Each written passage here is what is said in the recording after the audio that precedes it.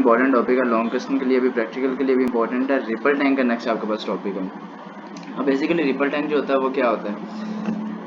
Ripple tank की सबसे पहले उसने आपको डेफिनेशन जो है वो गिवन किया। वो कहता है ripple tank is a device to produce water waves and to study their characteristics. वो कहता है रिपल टैंक जो है वो एक ऐसे इंस्ट्रूमेंट को कहते हैं जिसमें क्या किया जाता है, वेव्स के बारे में स्टडी, वेव्स की स्टडी की जाती है, उनकी जो कैरेक्टरिस्टिक्स होती हैं उसकी टाइप्स के बारे में जो होता है वहाँ पे स्टडी की जाती है। अब इसके बाद इसकी कंस्ट्रक्शन है कि इसमें रिपल टैंक जो होता है बेसिकली इसमें होता क्या क्या। वो कहता है this apparatus consists of a rectangular tray having glass bottom and its placed nearly half meter above the surface of a table। वो कहता है ये बेसिकली एक कह सकते हो आप एक ग्लास का ना एक ट्रे की टाइप का होता है, जो कि क्या होता है कि हाफ मीटर जो है वो थोड़ा सा डाउन होता है, कि मतलब उसकी जो डेप्थ होती है वो हाफ मीटर होती है। नीचे जो होती है वो आपके पास एक सरफेस होती है उसकी ग्लास की।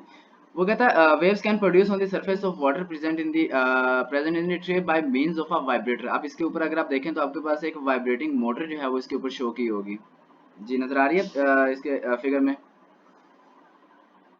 जी, ये आपके पास एक वाइब्रेटिंग मोटर है। इसको उसने क्या किया होता है, किसी भी बैटरी का वोल्टेज के साथ उसने कनेक्ट किया हुआ। जब भी इसको ऑन किया जाता है तो ये क्या करेगी, वाइब्रेट करेगी। अब हमने पढ़ा है कि जब भी वाइब्रेट अगर कोई बॉडी करती है तो वो क्या करता है, कुछ वेव्स को प्रोड्यूस करता है। अब इसका एक छोटा सा जो एज होता है वो क्या होता है, उसके अंदर जो ट्रे ट्रे हमारे पास होगी उसके अंदर हम वाटर को फिल करते हैं। वाटर को फिल करने के बाद इस वाइब्रेटर को ऊपर छोड़ते हैं, उसको ऑन करते हैं। वाइब्रेटर जो है वो क्या करेगा, पानी उसके ऊपर वाटर के ऊपर क्या करेगा, कुछ वेव्स को प्रोड्यूस करना स्टार्ट करेगा। तो वहां से हम क्या करते हैं, वहां से देखते हैं कि इसमें इसकी हमारे पास कौन सी वेव्स हैं जो इसमें प्रोड्यूस हो रही हैं, उसकी कैरेक्टरिस्टिक्स जो है वो कौन कौन सी हो रही हैं। अब जो आपके पास ग्लास के, अब ग्लास हम क्यों रखते हैं, बेसिकली हमने क्या करना होता है, ग्लास की जो नीचे होता है ना, ग्लास के नीचे जो हमारे पास रिपल टैंक है उसकी नीचे वाली साइड पे हमने एक व्हाइट पेपर रखना होता है। जो भी हमारे पास ऊपर जो उसका शेडो वगैरह बन रहा होता है वो सारा हमें पेपर के ऊपर शो होता है। और उस रिपल टैंक के ऊपर हमने एक बल्ब को लगाया होगा। बल्ब को जब हम ऑन करते हैं तो उसकी लाइट की वेव्स जो है वो क्या करेंगी, उसकी जो वाटर के ऊपर पड़ना स्टार्ट करेंगी, और वाटर की जो वेव्स होंगी वो नीचे उस पे जो हमने पेज नीचे रखा होगा उसके ऊपर वो बनना स्टार्ट हो जाएंगी। बेसिकली हमने जो वेव्स की जो कैरेक्टरिस्टिक्स हैं वो बेसिक तीन है। वो कौन कौन सी हैं, एक हमने यहाँ पे रिफ्लेक्शन के बारे में पढ़ना है, एक हमने रिफ्रैक्शन के बारे में पढ़ना है, और तीसरा हमने डायफ्रैक्शन के बारे में पढ़ना है कि वो क्या क्या चीज होती है। तो उसके कंस्ट्रक्शन में नेक्स्ट वो आपको बता रहा है। वो कहता है this vibrator is an oscillating electric motor fixed on a wooden plate over the tray such that its lower surface just touch the surface of water. On setting the vibrator on this wooden plate starts vibrating to generate water waves consisting of straight waves fronts. An electric bulb is hung above the tray to observe the image of water waves on the paper screen. This crest and trough of the waves appear as bright and dark lines respectively on the screen.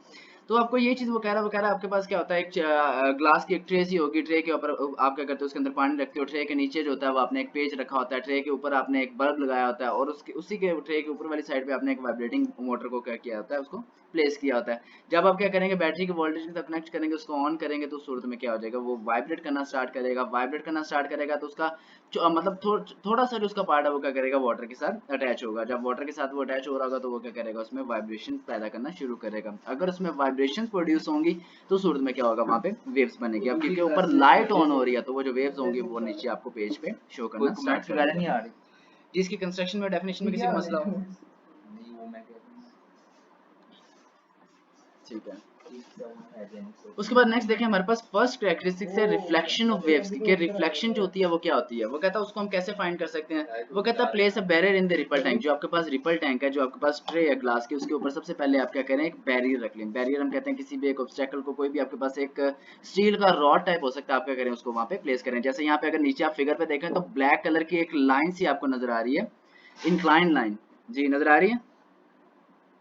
जी जी, उसने यहाँ पे क्या किया हुआ है, एक obstacle जो है उसने यहाँ पे रखा हुआ है। वो कहता है water waves will reflect from the obstacle. वो कहता है if it is placed at an angle to the barrier wave front, the reflected waves can be seen to obey the law of reflection. वो कहता है जब भी, वो कहता है कोई भी वेव्स हैं वो इसके साथ आकर टकराना शुरू करेंगे, तो टकराने के बाद क्या करेंगे, वापस वो मूव कर रही होंगी। यहाँ पे अगर आप देखते हैं तो आपके पास कुछ वेव्स जो हैं वो वर्टिकली नीचे की तरफ आ रही हैं, लेकिन वही वेव्स जो हैं वो ऑब्स्टेकल के साथ टकराने के बाद वो क्या हो रही हैं, इंक्लाइंडली वो क्या कर रही है, वहां से मूव करना स्टार्ट कर रही है। आपको बॉक्सेस बनते हुए नजर आ रहे होंगे नीचे। जी नजर आ रहे हैं। जी, तो यहाँ पे क्या हो रही है वेव की एक आपके पास जो वर्टिकल लाइंस हैं ये आपके पास कौन सी रेज होंगी, ये इंसिडेंट रेज हैं, और यहाँ पे जो रिफ्लेक्ट होने के बाद वापस जा रही हैं वो कौन सी होंगी, यहाँ पे रिफ्लेक्टेड रे हैं। तो डेफिनेशन में यहाँ पे आप देखें वो कहता है when waves moving in one medium fall on the surface of another medium they bounce back into the first medium such that the angle of incidence is angle to the angle of reflection. वो कहता है अगर कोई भी waves जो होती हैं वो कहता है किसी भी अगर एक मीडियम की सरफेस के ऊपर अगर फॉल करती हैं तो उसके साथ टकराने के बाद वो क्या करती हैं बाउंस बैक कर जाती हैं उसी मीडियम में। ये जो फेनोमेनन होता है, ये जो उसका प्रोसेस होता है, इसको आप क्या नाम देते हो, रिफ्लेक्शन ऑफ लाइट का नाम देते हो। वो कहता है इसके लिए एक चीज जरूरी है कि एंगल ऑफ इंसिडेंस जो है वो एंगल ऑफ रिफ्लेक्शन के इक्वल होना जरूरी है। अगर ये दोनों एंगल्स इक्वल होंगे तो उसी सूरत में वेव की रिफ्लेक्शन होगी, वरना रिफ्रैक्शन हो जाएगी वहां पे। यहाँ पे वो देखें, अब मैंने आपको बताया कि आपके पास दो टाइप्स की रेज होंगी, एक आपके पास इंसिडेंट रे होंगी जो वर्टिकल फॉर्म में होंगी, और दूसरी आपके पास रिफ्लेक्टेड रे होंगी जो यहाँ पे इंक्लाइंड फॉर्म में है। तो इन दोनों के बिटवीन जो बनने वाला एंगल बन रहा है, नीचे अगर आप देखते हो तो दोनों का एंगल जो है वो तकरीबन सेम आ रहा है। जो ऑब्स्टेकल के ऊपर आपको वी टाइप बनते हुए नजर आ रहे हैं ना, ऑब्स्टेकल के बिल्कुल साथ, जी नजर आ रहे हैं जी। ये वाले, ये जो आपके पास यहाँ पे ऑब्स्टेकल्स होंगे, वो कहता है यहाँ पे जो है वो आपको क्या हो रहा है, यहाँ पे वो उन दोनों के जो एंगल्स हैं, angle of incidence, incident ray का एंगल और रिफ्लेक्टेड रे का एंगल, ये दोनों क्या होंगे, इक्वल होंगे। अगर इन दोनों के एंगल इक्वल होते हैं तो आपके पास क्या होगा, यहाँ पे रिफ्लेक्शन ऑफ वेव हो जाएगा। जी, रिफ्लेक्शन में मसला हो गई। उसके बाद यहाँ पे बात करता है रिफ्रैक्शन ऑफ वेव्स। अब रिफ्लेक्शन और रिफ्रैक्शन में माइनर सा फर्क होता है। रिफ्लेक्शन में आपने पढ़ा कि बाउंस बैक करता है और वो जो है वो कंप्लीटली जो है उसी मीडियम में मूव कर जाता है। लेकिन जो रिफ्रैक्शन ऑफ लाइट होगा, यहाँ पे लाइट की रेज जो है एक मीडियम से जब दूसरे मीडियम की सरफेस पे फॉल करती हैं तो उस सूरत में क्या होगा, अपने पाथ से थोड़ा सा मुड़ जाएंगी, बेंड कर लेंगे अपने आप को। ये जो प्रोसेस होता है, ये जो फिनोमिनन होता है, ये आपके पास क्या होता है, रिफ्लेक्शन ऑफ लाइट होता है। यहाँ पे इसकी डेफिनेशन में देखें, वो कहता है when a wave from one medium enter into the second medium at some angle its direction of travel change. यहाँ पे वो कहता है कि जब एक मीडियम से दूसरे मीडियम में रे जो है वो एंटर होती है तो उसका जो ट्रेवल करने का जो पाथ होता है वो क्या होता है, डायरेक्शन जो होता है वो चेंज हो जाती है। यहाँ पे अगर आप देखते हो कि फिगर में अगर हम देखें, यहाँ पे हमारे पास कुछ वर्टिकल लाइन जो है वो यहाँ से उसने में शो किया हुआ है। वर्टिकल लाइन जो है वो यहाँ पे हमारे पास आ रही है, क्या हो रहा है,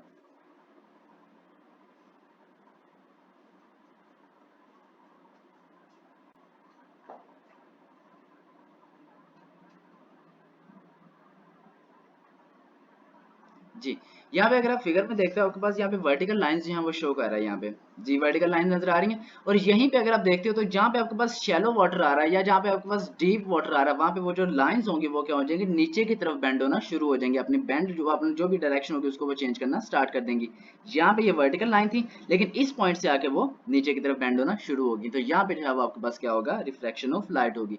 अब रिफ्रैक्शन ऑफ लाइट जो है वो किस सूरत में मुमकिन है, वो कहता है जब भी ट्रे में आपके पास शैलो वाटर होगा या आपके पास कोई भी मतलब डीप वाटर होगा, उस सूरत में जो है वो वेव्स जो है वो क्या हो जाएंगी, वहां पे रिफ्लेक्ट करना स्टार्ट कर देंगी। कैसे, वो कहता for the observation of refraction of water waves we repeat the above experiment such that the boundary between the deep and shallow water is at some angle of the wave front। वो कहता है यहाँ पे हमने क्या करना है कि हमने किसी जगह पे जो है वो हमने shallow water रखना है, दूसरी जगह पे हमने deep water रखना है। किसी जगह पे पानी का जो लेवल है वो हम कम रखेंगे और किसी जगह पे पानी का लेवल ज्यादा रखेंगे।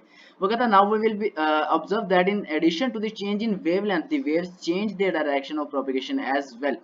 Note that the direction of propagation is always normal to the wavefront। This change of path of water waves while passing from a region of deep water to that the shallower one is called refraction of which is defined as। वो यहाँ पे आपको कहता है कि जब भी आप क्या करेंगे, जब भी वाटर जो है वो शैलो से डीप की तरफ जाना स्टार्ट करेगा, क्योंकि जाहिर सी बात है जो आपके पास ज्यादा पानी होता है वहां से वो कम पानी की तरफ जाना स्टार्ट करेगा। वो कहता है जब वो डीप वाटर से शैलो की तरफ जाना शुरू करेगा या शैलो से डीप की तरफ जाना शुरू करेगा तो उस वक्त जो उस पर बनने वाली वेव्स होंगी वो क्या हो जाएंगी, यहाँ पे बेंड होना स्टार्ट हो जाएंगी। एक मीडियम से वो ऑब्स्टेकल के साथ टकराई, ऑब्स्टेकल के साथ टकराने के बाद उन्होंने क्या किया, अपने जो उसका पाथ था उसको उसने बेंड कर दिया, उसको चेंज कर दिया। तो यहाँ पे क्या हो गया, लाइट की रिफ्रैक्शन होगी, वेव की रिफ्रैक्शन होगी। जी, रिफ्रैक्शन रिफ्लेक्शन और रिफ्रैक्शन में किसी को मसला हो, जी जी जी, कंप्लीटली वो बाउंस बैक कर देती है। रिफ्लेक्शन में वो कंप्लीटली बाउंस बैक करेगी, लेकिन रिफ्रैक्शन में जो है वो बेंड होगी वहां पे। जी, उसके बाद हमारे पास यहाँ पे बात करता है डायफ्रैक्शन की। अब डायफ्रैक्शन जो होता है वो बेसिकली क्या होता है, वो कहता है द बेंडिंग और spreading of waves around the sharp edge और कॉर्नर ऑफ ऑब्स्टेकल और स्लिट्स इज कॉल्ड डायफ्रैक्शन। वो कहता है कि जब भी आपके पास, वो कहता है लाइट की जो बेंडिंग होती है या जो आपके पास वेव्स की जो स्प्रेडिंग होती है किसी भी एक वेव्स की, वो किस सूरत में हो सकती है। वो कहता है या तो आपके पास कोई एज आएगा, या आपके पास कोई कॉर्नर्स होंगे, या आपके पास कोई ऑब्स्टेकल्स होंगे, या आपके पास कोई स्लिट्स होंगे। वो कहता है उस पॉइंट पे आके जब वेव्स जो है वो बेंड होना स्टार्ट हो जाए या वो फैलना स्टार्ट कर जाए, स्प्रेड होना स्टार्ट हो जाए, जो कहता है वो जो उसका फेनोमेनन होता है उसको आप क्या नाम देते हो, डायफ्रैक्शन ऑफ लाइट। आपने ये देखा होगा कि अगर आपके पास एक बहुत बड़ा एक पॉन्ड है, जैसे आप कहते हैं कि एक आपके पास जो तालाब टाइप है, अब तालाब के अंदर जो है वो अगर एक छोटा सा पत्थर जो है वो वहां पे पड़ा हुआ है, या छोटी सी मतलब जो भी आपके पास एक ग्राउंड फॉर्म जो है वो वहां पे पड़ी हुई है, तो जब भी उस वाटर के अंदर वेव्स बनना स्टार्ट होंगी तो उस ग्राउंड के अराउंड जो है वो क्या करेंगी, मूव करना, मतलब वो राउंड में भी हो सकते हैं या वो स्प्रेड भी होना स्टार्ट हो जाएंगे। जैसे यहाँ पे अगर आप फिगर में देखो तो यहाँ पे आपके पास पीछे से वेव्स जो हैं ये बनना स्टार्ट हो रही हैं, शैडो रीजन से बैक साइड पे जो है यहाँ पे वेव्स बनना स्टार्ट हो रही हैं। लेकिन जैसे वो एक ऑब्स्टेकल जहाँ पे आपके पास थोड़ा सा उसको रास्ता बाहर निकलने का मिल रहा था, रास्ता जो था वो थोड़ा तंग हो रहा था, वहां पे आके लाइट की रेज जो है वो क्या होना शुरू हो गई, यहाँ पे बेंड होना शुरू हो गई। ये देखें, हैं तो वही वेव्स हैं लेकिन वो क्या कर रही हैं, यहाँ पे बेंड हो रही हैं। जी नजर आ रही हैं प्लेन वेव्स में।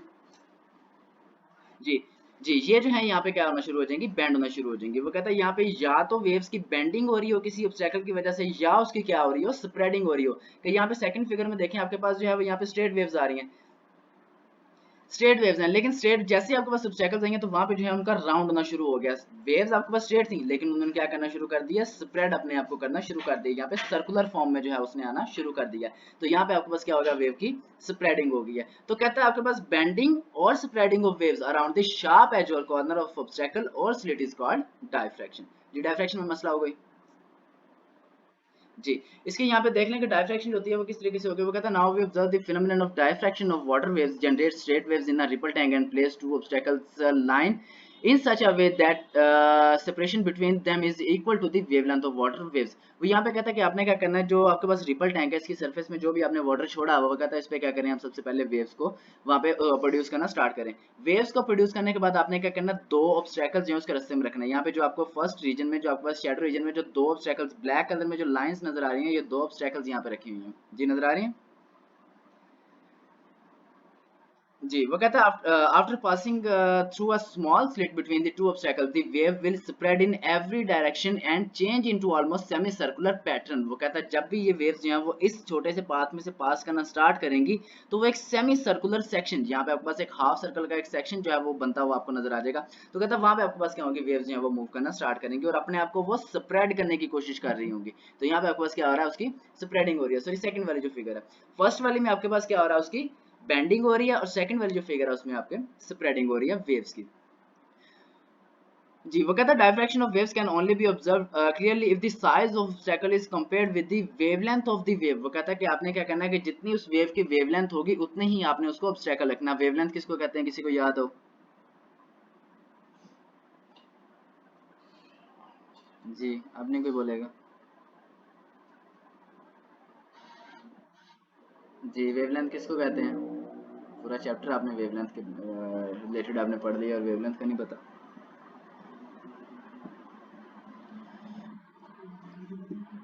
जी,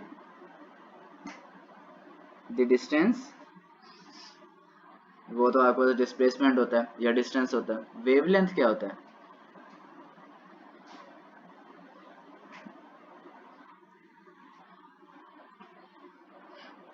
जी, डिस्टेंस तो होता है लेकिन किनके बिटवीन डिस्टेंस होता है ये?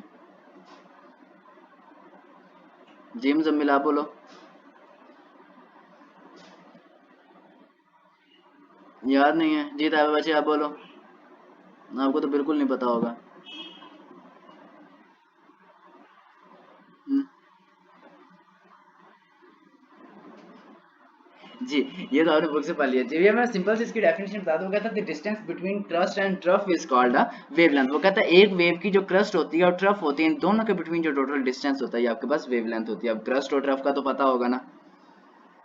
जी, वो कहते हैं इन दोनों के बिटवीन जो टोटल डिस्टेंस होता है उसको क्या कहते हैं, उस वेव की एक वेवलेंथ कहते हैं, जिसको हम लैम्डा से डिनोट करते हैं। वो कहता है जो भी आपने ऑब्स्टेकल रखनी है ना, वो आपके पास क्या होनी चाहिए, उसकी उस वेव की वेवलेंथ के अकॉर्डिंग होनी चाहिए। जितनी उस वेव की वेवलेंथ होगी उतनी ही वो दोनों ऑब्स्टेकल्स होनी चाहिए। वो कहता है figure 10.7 show the diffraction of waves while passing through a slit with large size larger than the wavelength of the wave only a small diffraction occurs near the corner of the obstacle. तो यहाँ पे अगर आप first वाली figure में देखते हैं तो कहता है आपके पास जो ऑब्स्टेकल्स होंगे इसके सिर्फ कॉर्नर से क्या होना शुरू हो जाएंगी, वो बेंड होना शुरू हो जाएंगी। जहाँ पे आपने बिल्कुल छोटा सा स्लिट रखा था, आपने छोटा सा सुराख रखा था, जो सर्कुलर वेव्स थी, वहां पे वेव्स जब पास करना स्टार्ट हुई थी तो सूरज में वो किस फॉर्म में आई थी, सेमी सर्कुलर फॉर्म में आई थी। लेकिन अगर ऑब्स्टेकल्स के बीच में से अगर वो वेव्स हैं वो पास करना स्टार्ट करेंगी तो वो सिर्फ उसके कॉर्नर से क्या होना शुरू होंगी, बेंड होना शुरू हो जाएंगी। तो ये जो फिनोमेनन होता है, ये जो प्रोसेस होता है, इसको आप क्या नाम देते हो, डायफ्रैक्शन ऑफ वेव का नाम देते हो। तो जो रिपल टैंक होता है इसने बेसिकली सिर्फ और सिर्फ क्या करना होता है, वेव्स की इन तीनों कैरेक्टरिस्टिक्स जो है उसको उसने शो करना होता है। कौन कौन सी कैरेक्टरिस्टिक्स, रिफ्लेक्शन, रिफ्रैक्शन और डायफ्रैक्शन। जी रिपल टैंक में किसी को मसला हो? जी ये इम्पोर्टेंट जी चैप्टर पूरा हो गया जी, शुक्र है। ये आपके पास इंपॉर्टेंट क्वेश्चन है या ये आपका उसमें प्रैक्टिकल जो है उसमें भी ये इंपॉर्टेंट है और लॉन्ग क्वेश्चन जो है उसमें भी ये इंपॉर्टेंट है।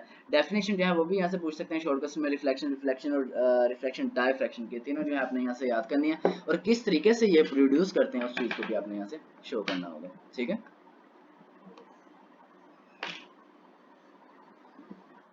जी। सर अब आपकी बारी, आपका इंग्लिश है? फिजिक्स मैथ पढ़ा दी। मैथ में करवाया था, इंग्लिश तो करवाएं।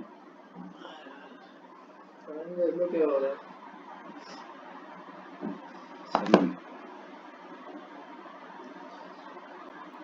अस्सलामुअलैकुम।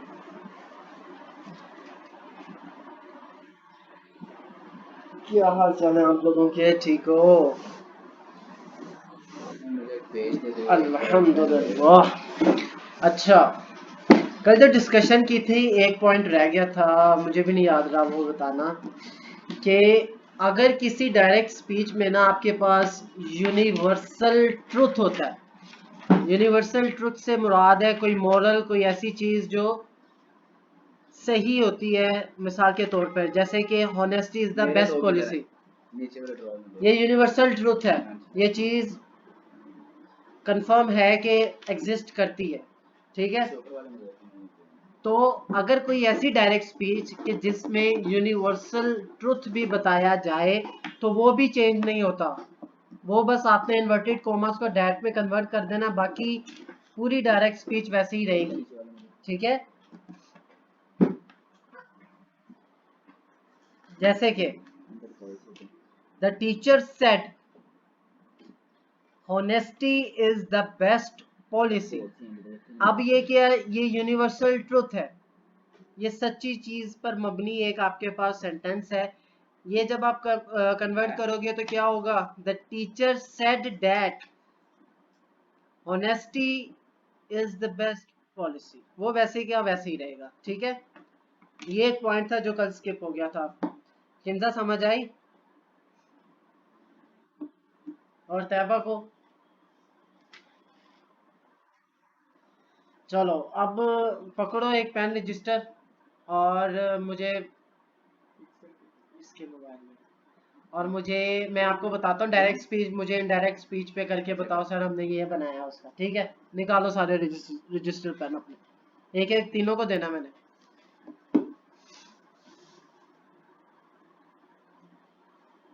और जब निकाल लो तो मुझे बता देना, मैं फिर बोलूँ डायरेक्ट स्पीच आपको।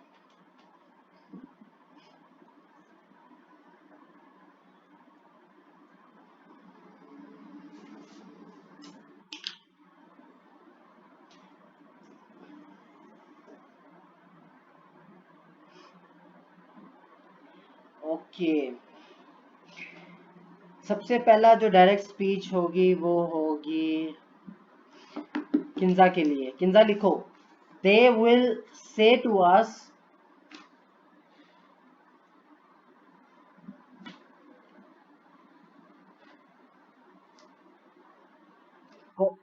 कोमा, इन्वर्टेड कॉमास में जो आपने रिपोर्टेड वर्ब लिखना वो होगा वी प्ले डेली।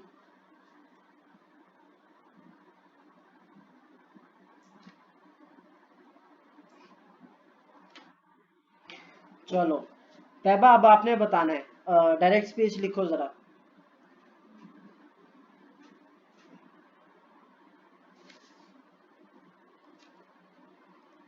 तैबा बोलो। ही said to me,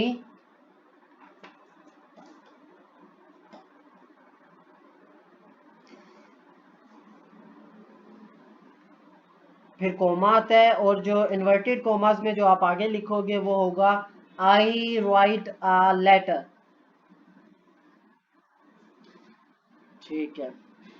Muzammil sir आप लिखेंगे ही सेड टू मी,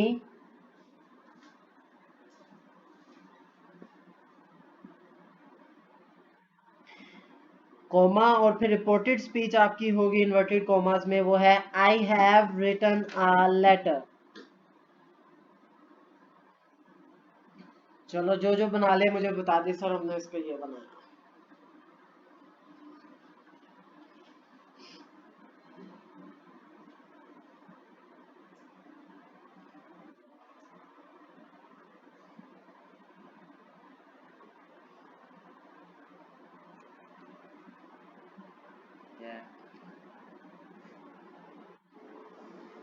क्या हुआ? ठीक है, आपका क्या था? ठीक। हाँ।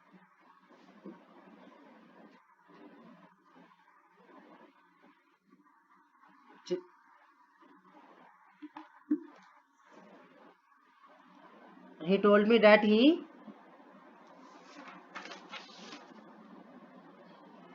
मैंने अपने ट्रिप की पिक्चर्स किधर है?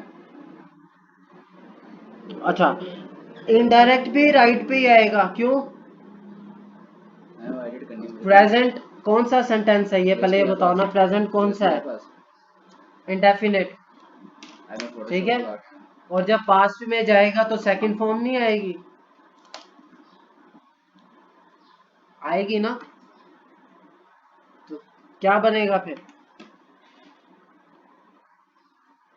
ही रोट अ लेटर। ठीक है। हाँ भाई, बाकी कोई? हाँ जी, किंजा बताओ।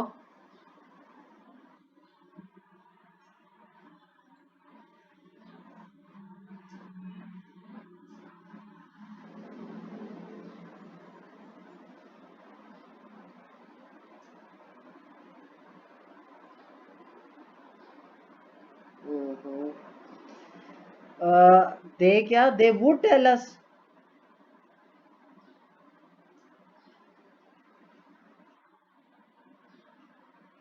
ना ना ना, विल वुड में जाएगा तब,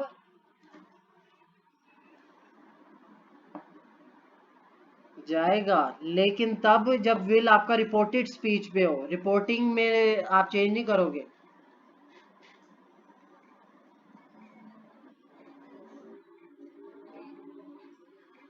वुड, वुड में चेंज हो जाएगा कब, कि जब आपकी रिपोर्टेड स्पीच को हम चेंज कर लें ना, रिपोर्टिंग को थोड़ी हमने चेंज करना, रिपोर्टिंग वो सेम ही रहेगा।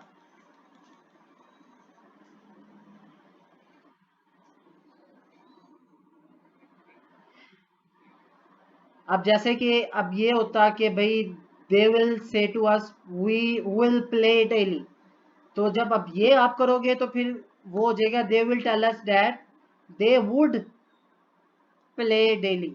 ठीक है, रिपोर्टेड में जब आ जाएगा फिर चेंज करोगे, रिपोर्टिंग में नहीं करोगे। ठीक है। हाँ जी, मुजम्मिल मियाँ आप बताएं क्या किया आपने? वाह, मैंने कौन सा बोला था? हाँ हाँ हाँ, ठीक है, इनडायरेक्ट बताओ।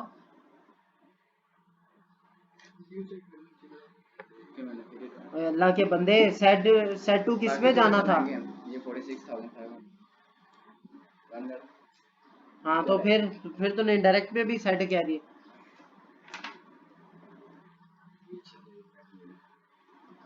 आई के फर्स्ट पर्सन किस में जाना था? सब्जेक्ट में, सब्जेक्ट में कर जरा उसको। ही आगे, हैव प्रेजेंट परफेक्ट है, पास्ट परफेक्ट में जाएगा तो क्या होगा? मैंने जुत्ती उतार लेनी है। पास्ट, वो डंगर पास्ट परफेक्ट हैड किया जाए। मुझे तो लगता है तुम लोगों को टेंसेस दोबारा कराने पड़ने। हाँ, दोनों। he had written a letter। ठीक है, ये अगर टेंस गलत कर दिया ना तो इनडायरेक्ट स्पीच गलत है भाईजान आपकी, ये बात याद रखना हमेशा, ठीक है। अब ये तो बेसिक बेसिक थी, नॉर्मल चीजें। अब इसकी भी आगे डायरेक्ट, जो आपके पास डायरेक्ट इनडायरेक्ट है, इसके भी आगे फर्दर सब डिवीजन है। जिस तरह फर्दर टेंसेस के आगे थे ना, तो इसमें भी आगे फर्दर सब डिवीजन है। ऑप्टेटिव सेंटेंसेस भी हैं, एक्सक्लेमेटरी भी हैं, वो हम फिर अब कल करेंगे, क्योंकि हर एक सेंटेंस की जो कैटेगरी है जिसको हमने इनडायरेक्ट स्पीच में कन्वर्ट करना है, उसमें बेसिक रूल सारे यही अप्लाई होते हैं। लेकिन इक्का दुक्का चेंज वो होता है कि रिपोर्टिंग वर्ब वेरी करेगा कि भाई सेंटेंस में अगर ऑप्टेटिव है तो इसमें ये चेंजेस आएंगी, एक्सक्लेमेटरी है तो इसमें थोड़ा इक्का दुक्का चेंज होता है, ज़्यादा बेसिक चीज़ें चेंज नहीं होती। वो रेस्ट ऑफ द जो रूल्स है वो वैसे ही अप्लाई किए जाते हैं, ठीक है।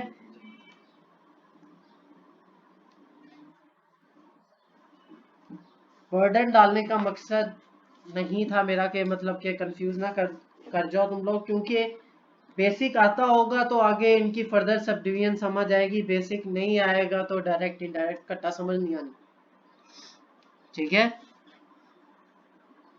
और ये जो टेंसेस पे जितनी माशाल्लाह पक्की ग्रिप है ना, इसको रिवाइज मारो कल तक, कि नेक्स्ट जो हमने अगर फर्दर सब डिवीजन देखनी है हमारे डायरेक्ट इनडायरेक्ट की, तो उसमें कोई मसला ना हो आप लोगों को, ठीक हो गया। तो ये था आपका इंग्लिश का लेक्चर फॉर टुडे। बाकी इंशाल्लाह कल स्लाइड के साथ कंटिन्यू करेंगे। बाकी अब आप मैं करें।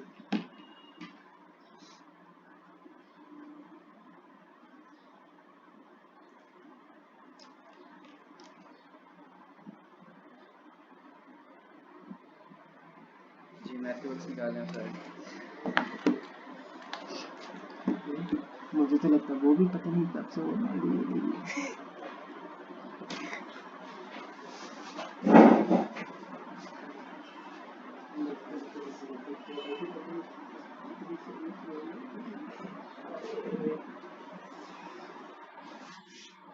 जी अब माइक अपने ऑन ही रहने दीजिएगा प्लीज़ सारे, क्योंकि आपने साथ साथ काम करना है। जी लास्ट टाइम हमने क्वेश्चन नंबर कहाँ तक किया था, 8 तक या 9 तक? 8 तक। क्वेश्चन नंबर 9 जो है वो भी सेम एज इसी तरह का जिस तरह का आपका क्वेश्चन नंबर 8 था। यहाँ पे भी आपके पास 4x plus 1 over 4x minus 1 था, और इसी तरह 9 में भी आपके पास यही है, x माइनस ए ओवर x प्लस से। इसको आप यहाँ पे लेट कर लें y के इक्वल, और आपके पास x प्लस ए ओवर x माइनस है, ये आपके पास उसका रेसिप्रोकल आ रहा था, इसको आप 1 ओवर y के इक्वल लेट कर लें। सिंपली वैल्यूज पुट करके आप इसको सिंप्लीफाई कर सकते हैं, हो जाएगा क्वेश्चन नंबर 9। जी उसके बाद क्वेश्चन नंबर 10 पे आए जरा। अब क्वेश्चन नंबर 10 में जो है वो आपके पास जो एक्सपोनेंट यहाँ पे आपके पास आ रहा है वो 4 आ रहा है, जो आपके पास हाईएस्ट डिग्री आ रही है वो x पावर 4 आ रहा है, ऐसे ही है जी। लेकिन आपने क्या करना है, यहाँ पे इसको आपने कन्वर्ट करना है एक स्टैंडर्ड फॉर्म में, क्वाड्रेटिक इक्वेशन की स्टैंडर्ड फॉर्म में, जो कि आपके पास क्या होती है ax square plus bx plus c is equal to 0। वहाँ पे आपके पास हाईएस्ट डिग्री जो है वो 2 से ज्यादा नहीं हो सकती। तो सबसे पहले आपने क्या करना है, इस पूरी इक्वेशन को आपने x स्क्वायर पे डिवाइड करना है, इस पूरी इक्वेशन को x स्क्वायर पे डिवाइड करना है, और मुझे बताएं क्या इक्वेशन आ रही है जल्दी से जरा।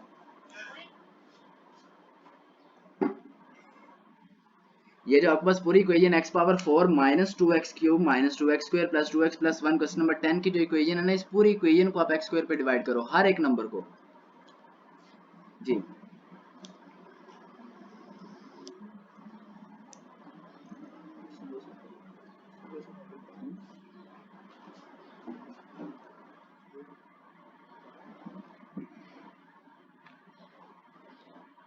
जी कर दिया।